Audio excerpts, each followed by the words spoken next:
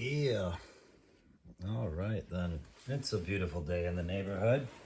It's a beautiful neighbor. Would you be mine?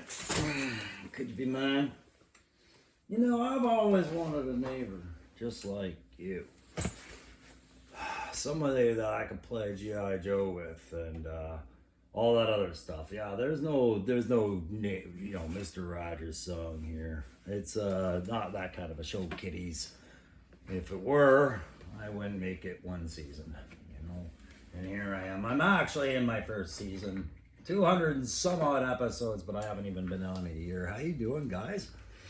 Crow's back. He's doing another Thrifty Thursday TCCC kind of thing, the custom corner stuff. But you know, I do want some theme music. What's that? You know what, Burnside, play that part that I like. Yeah.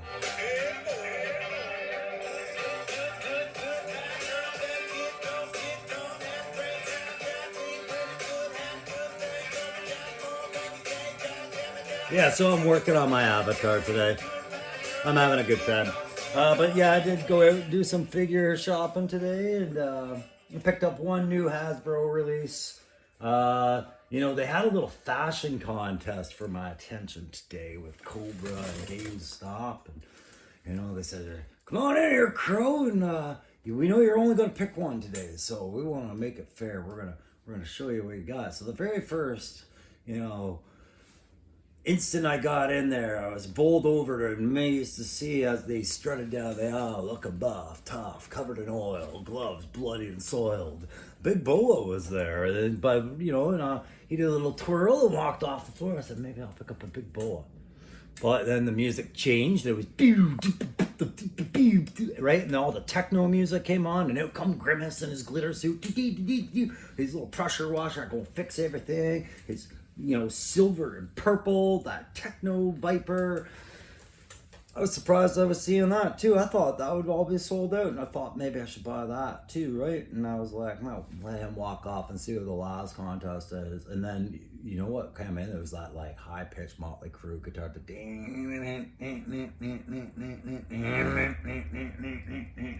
and already I'm just like, yeah, man, I'm grooving. So we went with scrap iron, or not scrap iron, metalhead comes out. And you guys know, I think this is probably the most ridiculous figure Hasbro's produced, number 118 in the line. But, you know, I like me a little bit of metal more than I like me the techno. And, yeah, I'll save it for the review, but the ballistic punchline to this guy is why I kind of was teaching how to do blood splatter through fences there the other day, is because that's what would happen to this guy on the first round fire. But anyways, I digress. That's what I picked up. I left that techno Viper back there grooving and macking on the Big Boa and figured out maybe I'll come back at them next week. I gotta slow things down because you know, out of all of it, you know what I was very close to buying instead of all of that? Was a second recon diver or a second soldier, the 60th anniversary, guys. I'm bowled over by those things, and just to me, they did a much better job as a troop builder and a buff to your army on your shelf and your kit supply than the Steel Corps did with their repeat of the Viper kind of weapons. And oh, you gave us jetpacks, but you're gonna give us jetpacks throughout the line with guys like Stardust and Grand Slam. So, I mean, you've actually taken away from the jetpack impact by releasing Steel Corps Troopers, and you've taken away from the Steel Corps Troopers from doing the 60th anniversary. But I thank you because I really do enjoy those figures. Well, I almost bought one of those instead of Metalhead. Like I said, Metalhead was the only reason I bought Metalhead is because what he was wearing on that catwalk matched a lot of my 788, and that was about it, right? So yeah, you see me, I'm working on my avatar, the old Crow, doing them up in some Night Force colors, because that's your recce group for Joe, really, your night surveillance and early warning guys. And quite easily, you know, I could substitute it as a Wild Bill still if I really wanted to. If I got sick of calling him the Crow and I found something hideous looking.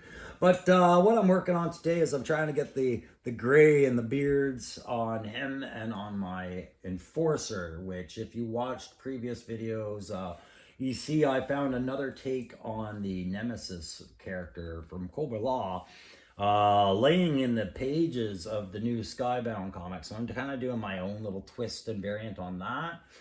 I'm also going to do one for Duke. I really like what Skybound did for Duke, kind of turning Duke into a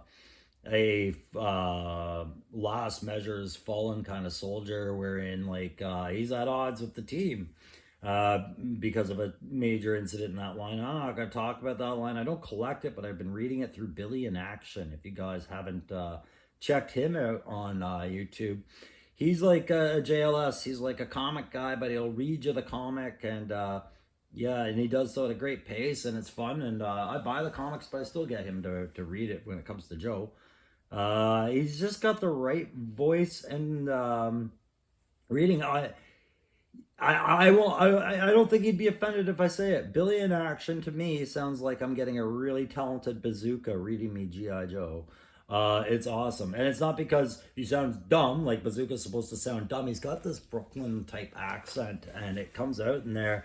And he just sounds like somebody I'd love to sit on a porch with and just chat the day away, right? And get his opinions on people and things. But yeah, he reads comics, and it's really good. But yeah, in Cobra #2, we meet a new version of the Nemesis, which we know Hasbro's going to come out with theirs anyways, right? It's already been announced. We're going to see pictures anytime now.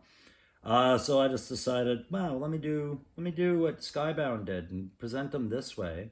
So while I'm working on some kit for Beachhead, because I'm also replacing Beachhead and Dusty's kit, and I'm working on another character I'll tell you about, because there's always an explanation why. What was I telling you? Friggin' the Nemesis stuff, right? So this is the head I'm working on for Nemesis, and I'm working on bringing the grays up. I had to add a beard to him, beard and mustache, and I'd say that the practice is happening enough that I'm getting better with my beards and mustaches, I guess. For that, I just use standard green stuff. But today's video, as I show you pieces of kit I'm going to be using for a couple characters, and we'll talk about them. Wouldn't be a Thrifty Thursday if I didn't walk you through some of the other stuff I got for the day, you know, and I'll tell you right now, if I'm going to shill for anybody, it's going to be this company right here. As it sits near my drying figure pieces, which looks like a blown up battlefield of dead bodies. There are body parts all over there for conversions later.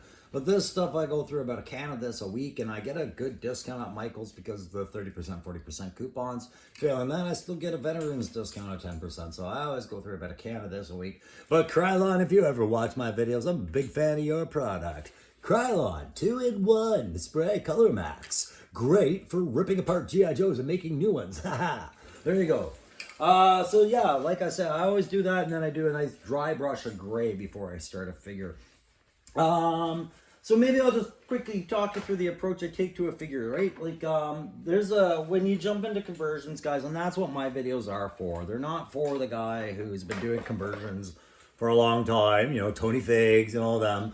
These guys know what they're doing. These are for you guys that have been looking at your Joe collection, kind of wanting to do your own kind of concept of a Joe, willing to spend the figure price on buying one to gut them up and do it that way. And you're watching these videos looking for how to get started. Good on you for asking for help. Like you asked. But yeah, that's who I make my videos for. So I'll just tell you some stuff I bought on the thrift finds today, and I'll give you some little tips on things I'm doing for the conversions, and you can add it to the collection of videos I do based on converting figures and doing backdrops, okay? So one of the things I got today was the scrap iron, of course, and the other one I was talking to Aaron about. I got this for Aaron because they're at the dollar stores, and I know he's having a hard time down in Georgia finding this line. So we got him a Princess Bride figure, but I wanted to show it to you guys. Usually I don't show anything that I send to somebody, but I did tell Aaron this was coming anyways. He's got other surprises he doesn't know about, but this one I wanted to show you because of that red cloak. And as we talk about characters and whatnot that you guys have talked about before, I remember somebody mentioning Crimson Cobra Commander. I remember Crimson Guard and think, this might be the right kind of soft goods to do something fun with that. But there you go. That's one thing I picked up today. And I kept it very limited today, but I did want to talk about these things, okay?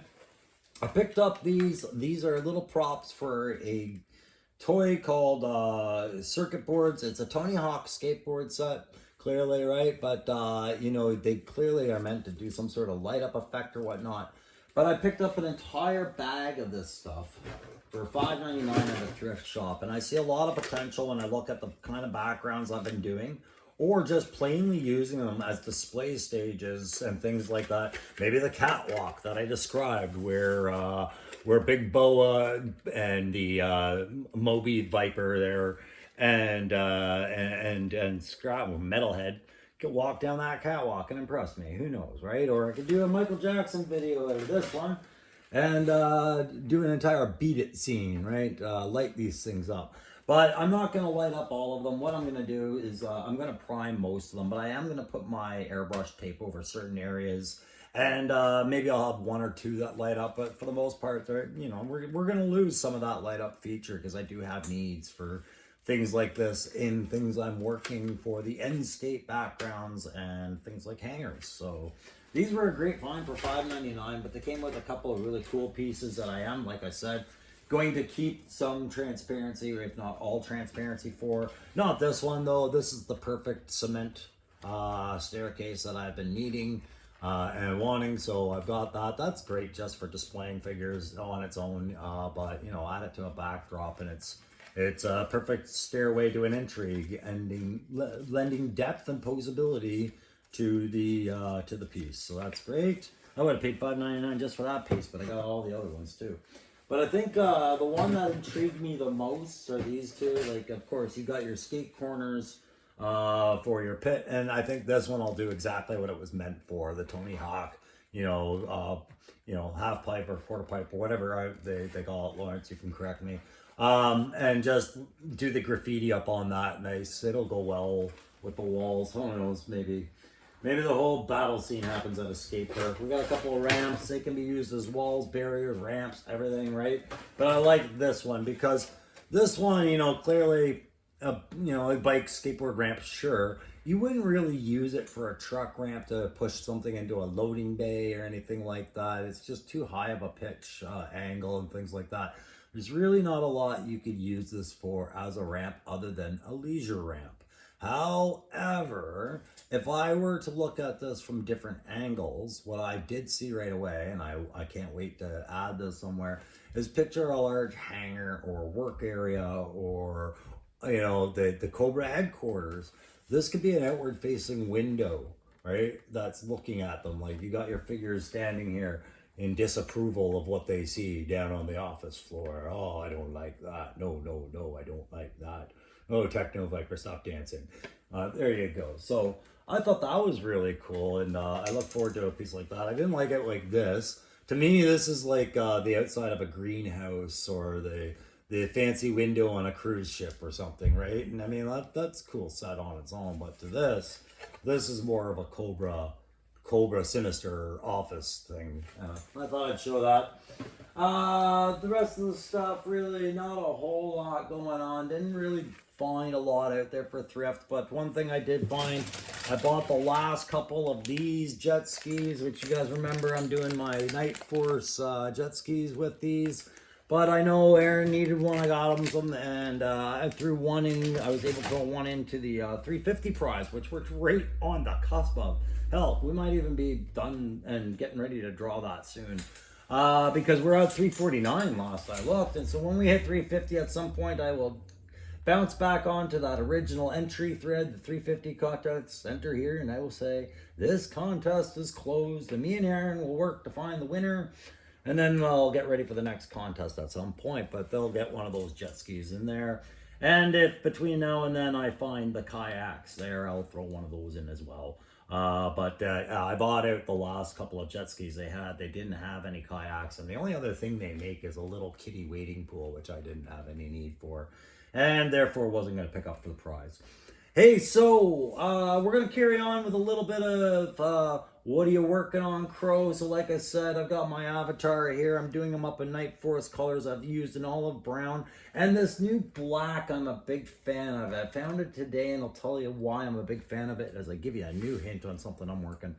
So this one is black gray. I was using a lot of gray and darkening it down with washes to get this particular style of black. And so this with just a simple darker wash will speed things along for me on certain uniforms. But where I really was happy to find this is it's clearly going to be used for some of my Night Forest colors on my Crow guy and other Night Forest. But after going through all these great little vests and whatnot, once I realized I was upheaving Beachhead's vest, started dawning on me an idea.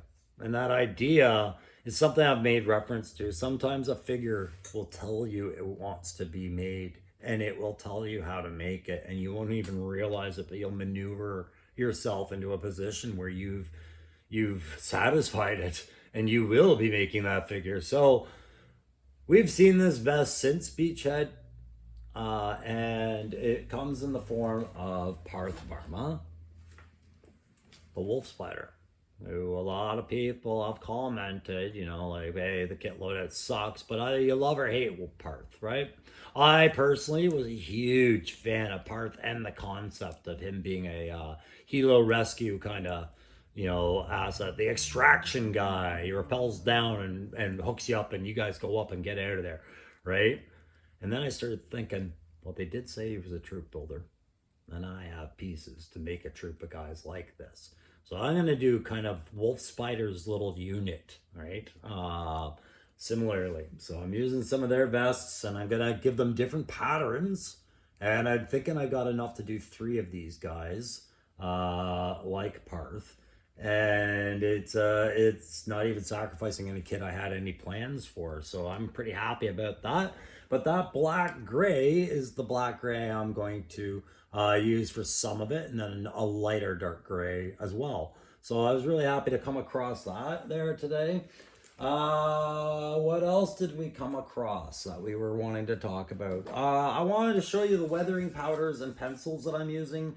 It's more of a continuation off of the live last night and the video previous to that, where I've been talking about some of these other products I'm using. I showed you the blood god effect that makes this bloody fence look so wet. And this is a day ago I did this, and it's been dry for pretty much since an hour after I set it, right? And that is the blood effect made by Citadel called Blood for the Blood God. I showed you a Iron Earth, and I kept calling it Mordian, right? It was Martian Iron Earth. Mordian is just an army in that game line that I, for some reason, was word diarrheaing. But there I was showing you a painting rust effect on that. So I'm going to add some depth to some of this. I've already done a little bit of weather powder and a little bit of playing with this on one side. So for you guys, I'm going to show you these other pencils I haven't shown you before on the other side, and how I apply the weathers, okay? And then in another video, I'll show you washes if you need to see it. Again, this isn't for the veterans, the veteran hobbyist. This is for the guy that's looking to just pick up a couple of little pointers and likes the channel and is getting kind of antsy about it, right? Or maybe I show them an approach to something they haven't used before. That's fine too. There's a billion different ways to skin a cat. That's why I've had so many cats. But we're going to just approach this one this way. So first thing I'm going to do is I'm going to track down the pencils I was using. This could take up to 20 minutes. But no, I found one. I found both. Okay. So we have, I picked up these set of weathering pencils at my local game store. You'll get a lot of different varieties. The other day I was showing you these ones, and I know them only as W because I don't know the company, right? But these were about $2 to $3 a pencil. This one is rubber. So you rub that onto the area and it'll leave a textured like color of black that looks like tire rubber. I find these a little difficult to apply. You have to put a bit of pressure. That's never good on paint sometimes, but I mean, it works out usually. But I wasn't excited to use them. These ones, however, the Mr. Weathering Liner, I was excited when I saw how easily these went on. And I found that the W's, these, if you watch this, okay, these leads break like they're made of Play-Doh, man, like dried Play-Doh. It just crumbles. And then you'll sharpen it and it'll fall apart again. Sharpen it, fall apart again. Sharpen it, get tip. Go for about 3 minutes. Almost done project and breaks. These ones I haven't had a problem with, so I'll probably pick up more shades of these. So I have two different rusts here. I have a red rust and an orange rust for you non-colorblind people. You do that. So did I. I'm not colorblind on those ones, but so what I'm going to do is I'm going to show you an area that I'm going to work on, and I'm going to tell you how that effect got. When I first got this piece, everything was baby smooth, right? It's a toy. And you can see that this bracket, if you watch my other video, I talked about the bracket rusting right up. It's now got some texture to it, right? It's got little clops of raised area where the rust is really corroded and bubbled and done all that. And that's the effect of that Martian iron, crystalline iron earth that I was promoting there the other day, not Morty and Martian. And then layering the typhus corrosion over that. And then, so I could add the other pencils and the other paints that I've shown in the other videos, the ones that I've used on the van. And I might very well to some of this just to keep working that depth of rust out. Rust is a very old spectrum of brown, golds, and copper kind of tones, right? So I could be at that for a while, but for the purpose of this video, I'm going to use my red, and then I'm going to pop some orange on it, and just to show you where that is, okay? So I'm going to focus on this region right up here. See this crunchy little half moon crescent right up there? I'm gonna make that nice and crunchy. Crunchy's just my word. Maybe I'm crunchy old crow today. I don't know. I don't feel like I've ever really been crusty lately when I do a video. I'm crusty when I'm not on YouTube.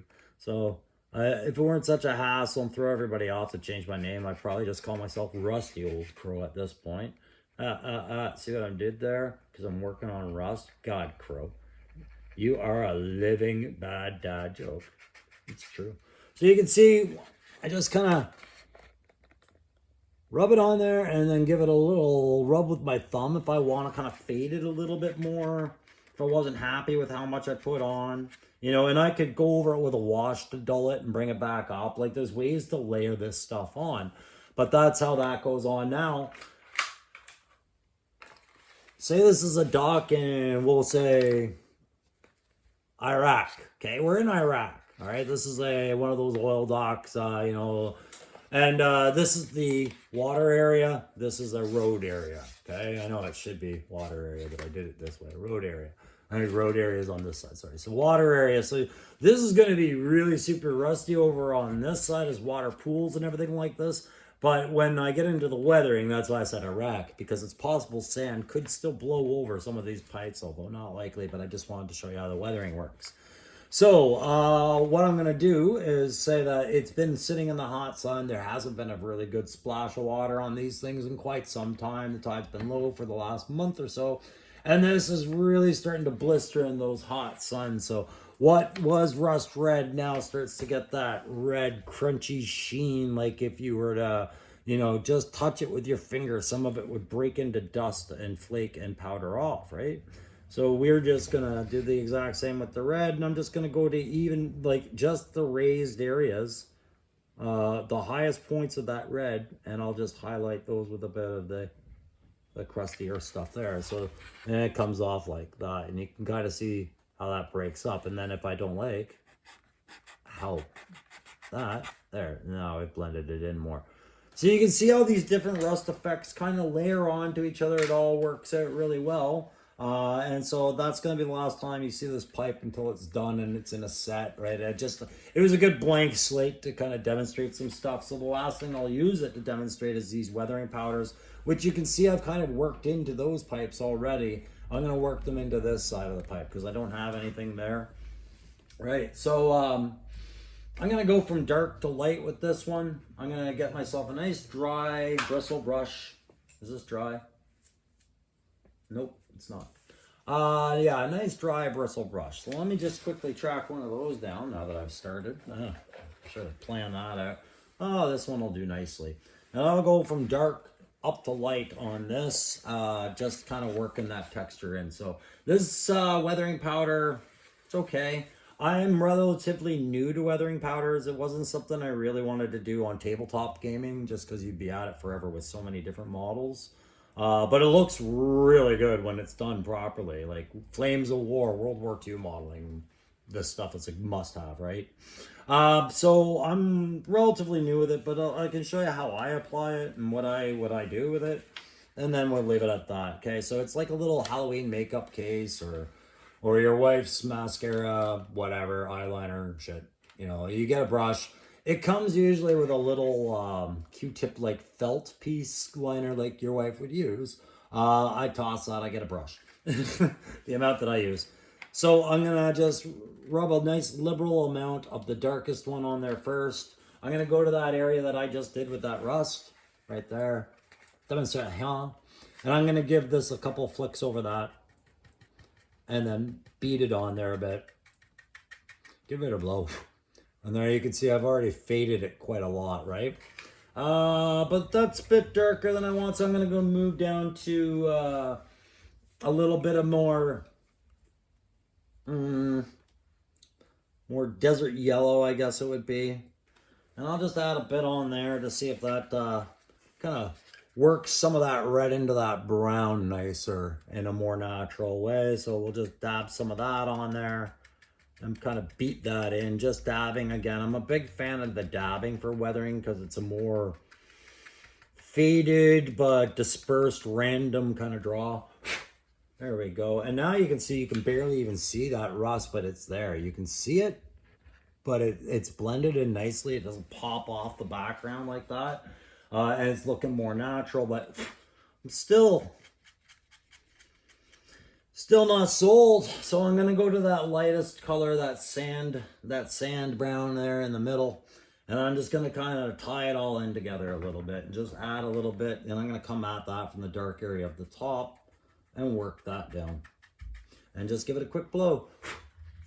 Maybe I'll add a little bit more there. There you go. And that is my rusty pipe, right? Like really corroded rusty pipe. So if I brush that off, there we go. And that's just to show you how they kind of come together. Because if you've watched the last few videos, you watched this when it was gray. Get up to this point and actually gain some texture along these different pipes and corroded pieces. So yeah, that's the rusting. And so when I do weathering on the bike, right, when I did the weathering on the bike, I used mostly the darkest colors, and I used some other dry brushed stuff from Citadel. I've got a couple of bottles of it here because this wasn't weathering powder as much as it was remember I said you needed to know the word technical the other day when I said typhus corrosion and the blood, they were technical products. This is a dry product, which means when you look at it, it'll look like a vial of paint that had dried right out. Well, it's supposed to look like that. And when you dab a little on your brush and you work it out so you can dry brush it on, and I just put way too much on, as I did when I was doing my ram, right? And so that's what I used on my ram. Now, I'm not going to add any more mud to this ram. I've added enough, but let's add a little bit of mud to the edge of that pipeline. And you can just see how it goes on. This is just another weathering effect. I said the road would be on this side. We'll just do it on this side. And you can see as I brush it up, right? It's not a powder. It's a paste smear almost. And then I can blend that in just by rubbing it around a little bit. And there you go. Okay. So that's another weathering effect powder, is the dry products. And then of course you can just do standard dry brushing. And the way you achieve just a standard dry brush, guys, would be to use a dry brush. Dab just a little bit of paint, a comfortable small amount of paint on your brush like I've shown you before. Wipe it off till it's just leaving like a skid mark of a stain on the paper at best, and then just go at her and just grind that in there, right? So I use a lot of dry brushing just to get the undercoats done. Then I'll do a secondary dry brush to strengthen it. Then I'll do a wash. Then I'll do my detail colors. Then I'll do another wash, another detail, and then the weathering, and then I'll call it, right? Like usually that's kind of the pattern. But before I start all that, guys, it's all done in a sketchbook, and that's what I wanted to end on today, because it's really easy to burn through supplies if you don't have a plan for what you're doing. But it's really fun to just let the whole thing dictate its way and just go with the flow and improvise. The problem is, and if you're anything like me, the ADHD will lead to this, but often, a lot of times, just getting distracted in real life will cause it. Say I'm in the middle of making a new recondo out of this. Blah, blah, blah. I've got all the parts, everything's laid out, everything's done, and I have this idea and this plan, right? I'm halfway through having everything prepped, and my wife calls me. Oh, we gotta go out and pick up the kids, and then we gotta we gotta go to the swinger party. And I'm like, not a swinger party again. I keep getting the same set of keys, and just real life happens. And you put it down, and then you come back home, and you can't remember where you left, where you're off with it, right? So your whole plan went to pot, and you had this great idea. Or you've been doing all right, kind of improvising as you go, everything's working out great, and then you realize this whole time you've been picturing this guy with a different set of arms, and when you get to it, you're like, in order to do this, it really had to be sleeves down, and the only figure arms I've got are sleeves up. Shit. So when I go through it, I got like the batch of parts with Loki gets you inspired. Then I look at my collection. I'm like, what's missing out of this? Or what would I like to see a repaint of that I don't think Hasbro's going to do? And I talked about that. I mean, I can't believe they did Wreckage. I picked Wreckage because I didn't think they'd do Wreckage. Son of a bitch. But, so when I go through it, I'm like, what do I want to do? And so I talked about how I like Skybound's version of Duke, the Rogue Duke. So I'm doing an end state inspired, or end state version of the inspired Skybound version of Duke. And I was going through it, and I was like, okay, when I draw these, like, yeah, I've erased all the little sublines I use, but I use the same process as everybody's taught in any kind of schooling. Just the circles and the getting the proportions down as much as I can. But one of the biggest things I do is I draw it as an action figure and not as a character, right? Which means, like, I draw the head, and then I have the line where the neck separation is. And I draw the neck, and then I draw the line where that separation is going to be. Because it helps you keep it grounded for where if maybe you're getting really carried away and you want to put details. But also, as you go, you'll find there's areas maybe you don't want to apply paint. It gives you time to consider those joints and go, okay, well, I did think this whole character would look good in this bright, bright green. But when I look, that joint area, everything is black, and it's really hard to paint bright, bright green over black. And if the rub were to happen, you would notice the green gone and the black there all the time. Maybe I'll design this whole top black. Maybe I like that, and it lets you work that out, or at least a plan for it, right? And so what that's going to do is save you a lot of time and frustration. So do you have to be able to draw to do that? No. You can write your plan out, so long as you understand it and do all that, because doing a figure conversion is a lot of picking it up and putting it back down, and then a couple of days go by, pick it up, put it back down. At least in a busy routine life, and a lot of conversion projects are like that. Look at Aaron the Toy Enhancer. You think he built that Zartan layer in one day? Did he do the super vamp and not talk to his family the whole time? I don't know, right? But you've got to accommodate. So it's always good to have the reference, and then you can kind of go back and go, well, yeah, I did that. I got that. Oh, right, I wanted to add that on there. So after I'm done sketching it, I've figured out the role I want them to fit in, what unit they're a part of, the general look, feel, concept. I start going down the equipment list. Like, was their original equipment good enough? Did I like this character's feature that they came with? Did this character even have a feature, right? It was one of the reasons why I'm re-kitting Dusty, and I'll talk about that in a minute, but I go through and I write all that stuff down. And I can update my sketches as I get new ideas, or if I couldn't draw, I would write them down, or maybe I'm great with computers. I would go and get clips of what I'm looking at, like Google, okay, I want my guy to have Channing Tatum's hair from 21 Jump Street. Google 21 Jump Street, Channing Tatum. Yeah, picture. Okay, now I know I want that hair on there. Okay, you don't need to be artistic. It's just a matter of staying organized because, like I said, process. So this is my process. My sketchbooks, I go through a sketchbook about every 2 weeks. Not every page is a glorious piece of art. Sometimes I've got one word written on the page and then I'll move on, right? Like it just is what it is. But that helps me manage expectations and then target work where it needs to be, as opposed to spinning my tires on something only to find out it didn't work. And if I had planned it out, I would have realized that, right? So there's that. So I'm going to end on that one. So the characters I have on the go just on this table right now, who do I have? I've got new wolf spiders. I've got beachhead because I'm re-kitting them. I've got crow. I've got enforcer. Yeah, that's pretty much it. I can tell you that I am doing Don Marino. How's that? That's your big shock. Don Marino is coming.